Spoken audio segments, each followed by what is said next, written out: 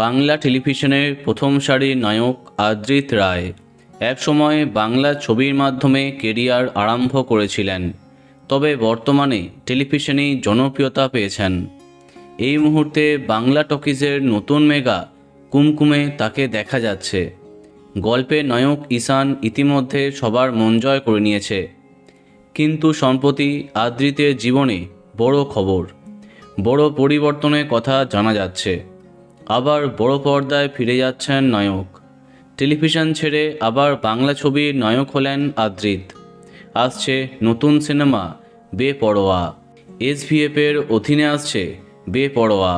সম্ভবত আগে এই ছবির নাম ছিল পাগল প্রেমী। মিঠাই শেষ হওয়ার পরেই এই ছবির জন্য শুটিং আরম্ভ করেছিলেন আদ্রিত। 1.5 বছর আগে মুক্তি পাবার কথা হয়েছিল। নানা সমস্যায় আটকে যায় এই ছবি। অবশেষে নামের পরিবর্তন। আসছে আদ্রিত রায় এবং তার নতুন নায়িকা আরজা রায়ের নতুন ছবি বেপরোয়া। সম্প্রতি সামনে এলো ছবির প্রথম পোস্টার, যেখানে আদ্রিতকে দেখে চমকে গেছে দর্শক। মাথায় ঝাঁকড়া চুল, বড় দাড়ি, চোখে সানগ্লাস। পুজোর আগেই মুক্তি পাচ্ছে বেপরোয়া। বলা বাহুল্য, এই মুভির মাধ্যমে আবার ঘুরে দাঁড়াতে পারে আদ্রিতের বড় পর্দার কেরিয়ার। দেখা যাক কি হয়।